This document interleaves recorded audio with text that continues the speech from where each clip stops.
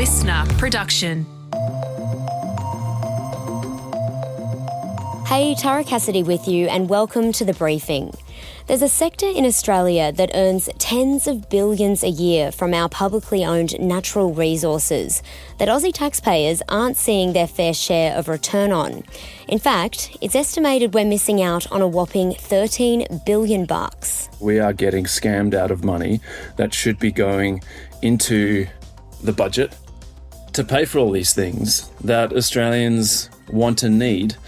But we've just had two major parties totally captured by the fossil fuel industry. That chat with Independent Senator David Pocock is coming up in the second half of this episode. First though, let's get into the headlines with Helen Smith. It's Monday the 4th of August.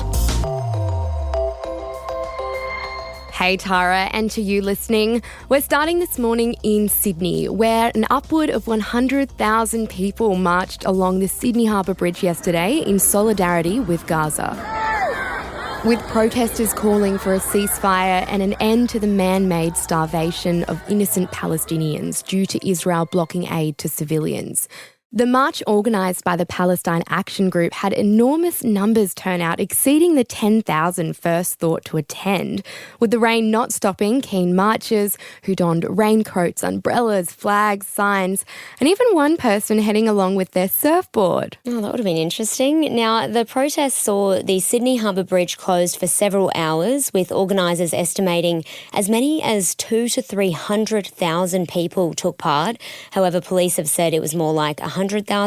Either way, a massive turnout. And this comes after New South Wales Police initially tried to block that march going ahead, with the Palestine Action Group taking the matter to the Supreme Court, where it ruled in their favour. According to the New South Wales Police, the protest was the largest any of its staff had been involved in their living memories. And at one point, they stopped the march and sent out mass citywide texts citing safety concerns, with officers saying there was fears of a crowd crush or people being injured. And this was across the bridge going to North Sydney. So the protesters were originally due to end up at the US consulate building. However, they ended up being turned around before they reached their endpoint and sent back over the bridge. It's so big we can't just march once, we're going to have to march across the Harbour Bridge twice. So this is incredible. It's a mass march for humanity to stop a genocide. Our politicians have to now listen to the will of the people and sanction Israel. Stop sending weapons. Now, overall, police did say protesters were very well behaved, and interestingly, there were a number of notable attendees who were actually spotted there. Among them was Julian Assange, who actually held up a sign that read, "March for Humanity, Save Gaza." There was also former Foreign Minister and Premier Bob Carr, and various New South Wales Labor MPs in what appeared to be a bit of an act of defiance against their Premier Chris Minns, who'd previously called for the protest to not go ahead. Now, the images and videos that came out of that march, Helen, were just astounding, and you actually went along to it. What was it like? Yeah, it was pretty amazing to see such a big crowd, and I didn't think anyone expected these numbers would actually happen. It was quite surreal to be there and standing up. I stood on a bollard and had a look down across over the harbour bridge, and I'm looking out at the Opera House and just the water, and you just see thousands upon thousands of people donning Palestinian flags and chanting free Palestine, and it was pretty powerful. So a lot of signs also were targeted towards politicians and Albo in particular. So I think now we wait and see what the response will be from the government. There were glamorous gowns, tuxes, laughs, jokes and tears with the red carpet rolled out for Australia's biggest stars at TV's Night of Night, the Logies, in Sydney last night, with everyone from Hamish and Zoe Foster-Blake, Julia Morris, Emma Wiggle to Sophie Monk in attendance. Now, Magda Zabansky was awarded the high honour of being inducted into the Logies Hall of Fame, beginning her acceptance speech in a video, The Only Way She Knows Best. Let's just get this out of the way, all right? I have not been awarded this honour because I've got the cancer, okay? I'm getting this because of 40 years of hard work. The Australian TV industry is a terrific industry to work in, and it is chock-a-block full of really good people. There are a few rogues, but mostly really good people. And I feel very fortunate to have spent 40 years making other people and myself laugh. Oh, you can't help but just love Magda. Yeah. The ABC's Fisk, starring Kitty Flanagan, won every comedy category of the night, as well as supporting actor and actress categories, while Sam Neill got the Silver Logie for Best Lead Actor. And Netflix Apple Cider Vinegar won Best Miniseries or Telemovie, while Best Comedy Entertainment Program went to Have You Been Paying Attention? Ali Langdon won Most Popular News Presenter, and of course, we can't forget our beloved Bluey, which took out our Best Children's Program. Now, of course, the Logies wouldn't be the Logies without comedians Tom Gleeson or Sam Pang laying into the crowd. It is inspiring that with the world in as much turmoil as it is right now, that we as an industry have not wavered in our commitment and bravery in coming together tonight to honour ourselves. Bluey is massive in the United States and is officially the most watched children's content in America, just ahead of a school shooting safety video. Yes, very Sam Pang. Now, besides the glitz, glam and the jokes, there was also some standout performances from Marsha Hines and Jimmy Barnes. With the night coming to a close, but not before home and away star Lynn McGranger cleaned up and took out the coveted gold Logie, her first Logie win ever for her astonishing 33 years on the soap, as well as also winning Most Popular Personality on Australian TV and Best Lead Actress in a Drama. Go Lynn. A search is currently underway for a missing light plane with 2 people on board that was flying from Tasmania to New South Wales over the Bass Strait on Saturday. The 2 people include a male pilot in his early 70s and a female passenger in her 60s. The Australian Maritime Safety Authority, who are coordinating the search, say concerns were raised around 5 p.m. on Saturday after the plane failed to land in central western New South Wales after departing Georgetown in Tasmania at around 12:45 the same day. Yeah, and police say although the pilot is experienced, the plane he was flying was only purchased 3 to 4 months ago, and when it failed to land, a search operation was then launched and plane, helicopter and marine resources were activated. Now, the search included the Spirit of Tasmania operator, the daily ferry that travels across the Bass Strait, which was diverted to the last known location of a missing plane on Saturday, but was then later released. Now, search efforts are continuing across areas of Tasmania and Victoria, and family members of the 2 people on board have been notified. Anyone with information about the missing flight or duo is urged to alert authorities. Now, just on this, I've looked into this sector a lot because there are actually a lot of light plane crashes and light planes that go missing across the country. They happen far more than you'd think, and often it's relating to people with licenses that might fly themselves, fly family members, or sometimes they're doing it for work purposes. And sadly, often it comes down to weather playing a role in what goes wrong or mechanical failures. But hopefully we'd get some positive news out of this pair that have gone missing, and hopefully they're found soon. The Australian Defence Force has hit a record recruitment for the first time in over 15 years, despite failing to meet its latest targets.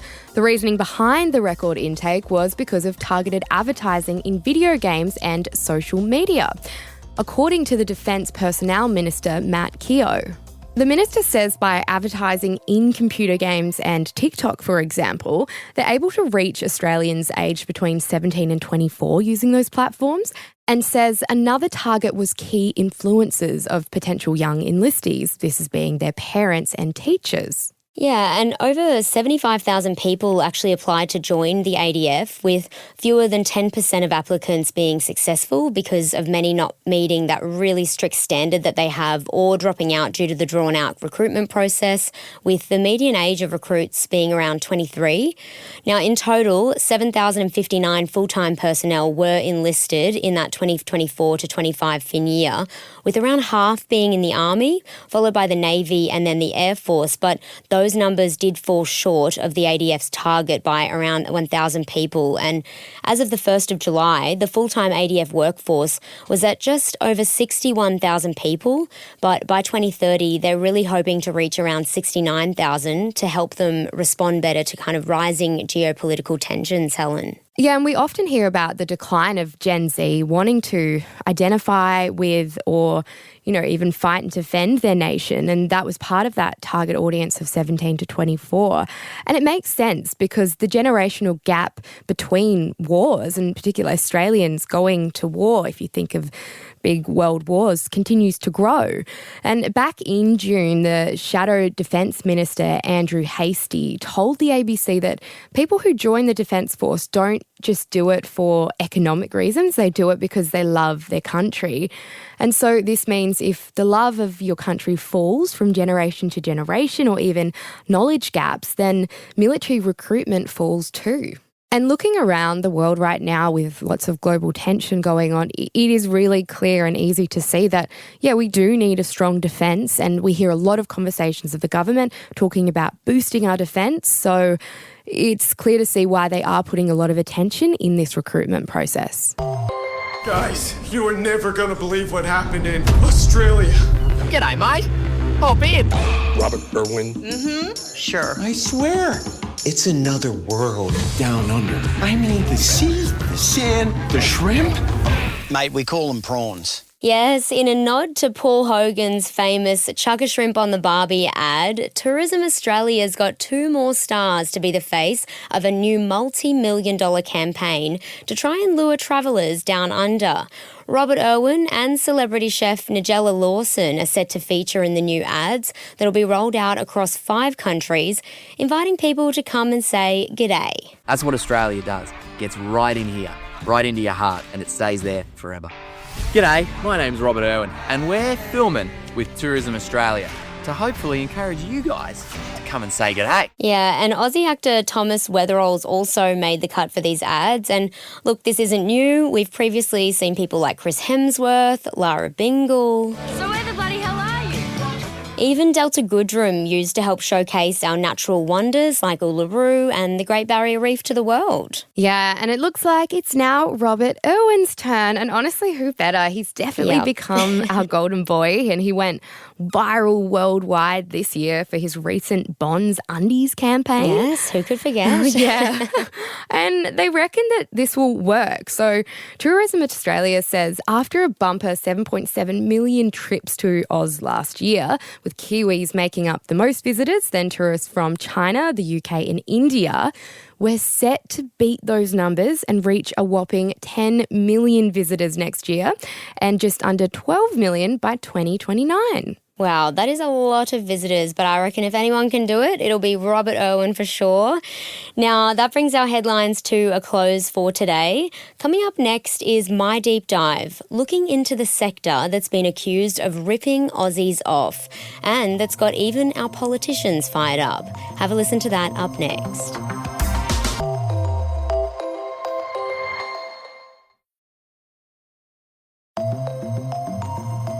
Hey briefers, I want you to picture this. Imagine your backyard is filled with trees that give you the ripest, juiciest apples, some of the best in the world. An overseas businessman hears about your apples and can see there is money to be made off them, so he offers to pick them from your tree and export them overseas as long as he gets a decent slice. And you think, sweet, there's more than enough for everyone. You go ahead, you hire a manager to help, and you become the 3rd biggest apple exporter in the world. But there's a slight problem. That manager you hired, well, he's meant to charge that overseas businessman a special apple tax for using your trees, but so far you haven't gotten a single penny from it. And while the businessman is giving you money from the apple sales, it's about a 6th or 7th as much as he's pocketing, which doesn't really seem fair because they are your apples and trees after all. Now, replace apples with gas, your manager with the Australian government, and that's pretty much what's happening right now in Australia. So how did we get here? Here to help us unpack that today is Independent Senator David Pocock. David, welcome back to the briefing. You've dubbed this the big gas scam. What can you tell me? Well, I think this really is a scam because we're one of the top 3 gas exporters in the world. And at the same time, we're constantly being told that we have a gas shortage, which is untrue. We just have a gas export problem. Secondly, we seem happy to give away our gas for free. We get very little revenue from our offshore LNG. And at the same time, these same companies, when they don't pay for our gas, then turn around and find really creative ways to not actually pay corporate tax. And I just think this is a finite resource that belongs to all Australians. We're not only paying international prices for it, but we're also not getting much return. Gas production in Australia has tripled in the last 15 or so years I looked at, and 80% of that is being exported. Like you mentioned, companies are meant to pay royalties for their use, yet over 50% of what we are exporting, multinationals aren't paying royalties on. What got us into this position? Really a lack of political will and courage. When the East Coast was opened up to the export market in 2016, the promise was there'll be so much gas, Australians are going to benefit.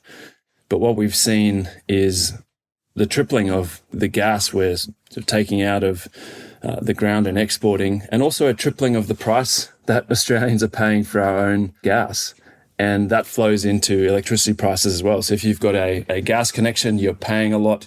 And then if you're, like everyone, using electricity, because gas is used for peaking in our electricity network, that has put a lot of pressure on electricity prices. So we're just getting totally dudded. And so it really was a lack of political will saying, let's reserve 10, 15% for the Australian market. That didn't happen. But clearly there are solutions now. If you look at just how much uncontracted gas is being exported, which is gas that doesn't have some sort of long-term contract, which the government always says, well, you can't break contracts. If that's the case, let's take uncontracted gas and actually offer it to Australian manufacturers, businesses, and households. And why is that? Like, we know that we tax our multinationals between, I think it was 20 to 50 times less than some other big exporters, say, for example, Qatar and Norway.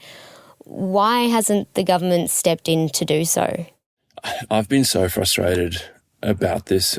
It just does my head in that the major parties seem to be captured by this industry. A lot of them go in and have, cushy jobs afterwards.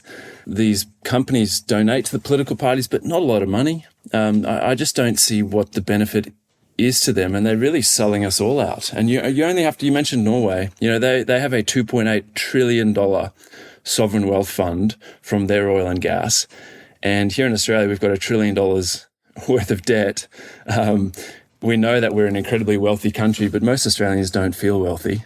And so at a time when the budget's under pressure, I keep saying to the government, like, we have this resource that we're giving away. Let's actually get a return from it. These companies can still make a profit, but they should be paying us for our gas and then paying tax on their profits. And they seem to be pretty good at not doing either.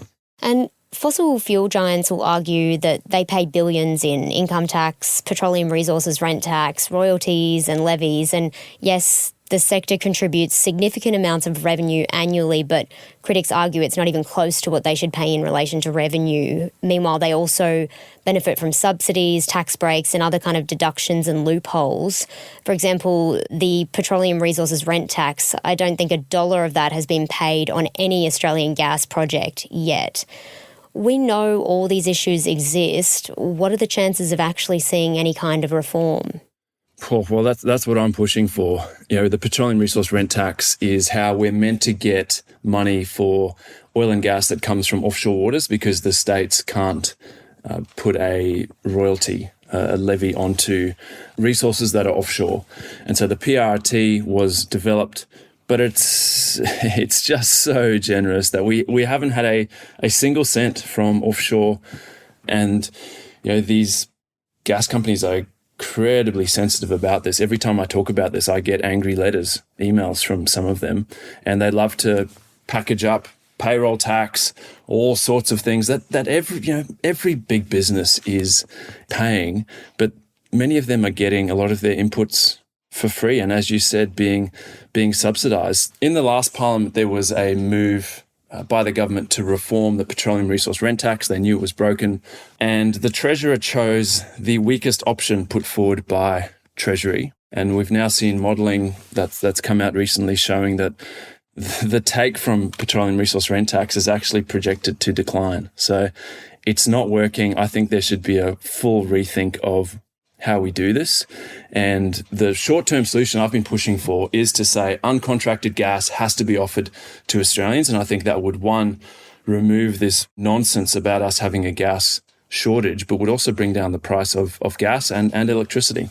And I saw analysis that found the government gets more income tax from teachers than combined company tax and PR tax from the gas industry, more HECS payments from students than petroleum resources rent tax from the gas sector, and more in beer excise than tax from the biggest gas companies combined. I mean, if Aussies are expected to give away a quarter of their pay to tax, why can't we expect our country's biggest earners to do the same? Well, that's why I call it a scam, because we are getting scammed out of money that should be going into the budget to pay for all these things that Australians want and need. But we've just had two major parties totally captured by the fossil fuel industry. On the one hand, continuing to give them all sorts of subsidies and then failing to actually collect what is owed to us. Natural resources belong to all Australians. And again, to go back to Norway, when they were setting up their oil industry, they said, you can come and exploit this resource, but you've got to pay for it. And the oil companies said, well, if you do that, we'll go elsewhere. And, it doesn't stack up financially. All the things we hear from these big multinationals every time this debate happens in Parliament. And the Norwegian government at the time said, well, sure, go elsewhere. And within a very short space of time, the oil and gas companies were back saying, well, actually, we can make this work. And as I said, a $2.8 trillion sovereign wealth fund, which goes to the future of Norway. And you mentioned it before, but all of this also comes back to the direct impact it has on our hip pockets because of surging electricity prices, household gas, electricity bills, and that is nowhere near being in line with inflation. So it's not just that these loopholes aren't benefiting us, they're directly disadvantaging us.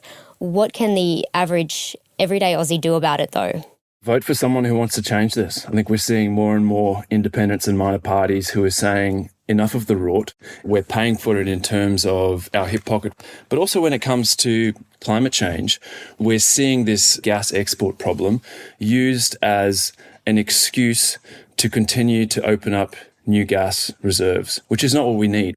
We should be using that revenue to actually invest in communities to make them more resilient to climate change. And yet we're not doing any of that. We're really setting ourselves up for disaster by not simply getting what should be owed to the Australian people from a finite natural resource. And I guess in the meantime, while we still do have this government in, I saw you'd set up a petition. Do things like that work?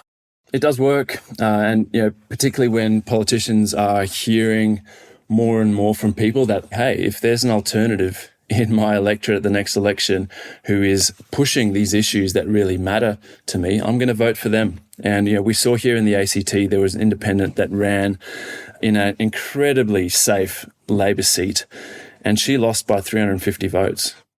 So I think that's the challenge at the next election, to really put the heat on Labor to actually deliver what's in the best interest of all Australians, not just vested interests and these big multinationals that really just seem to be taking us for a ride. David, appreciate your insight. Thank you very much for joining me on The Briefing. Thanks a lot, Tara. That was Independent Senator David Pocock speaking with me there. And that's it for this episode of The Briefing. If you found this ep interesting, don't forget to leave us a comment or a review, or you can check us out on Instagram at The Briefing Podcast. I'm Tara Cassidy. See you next time.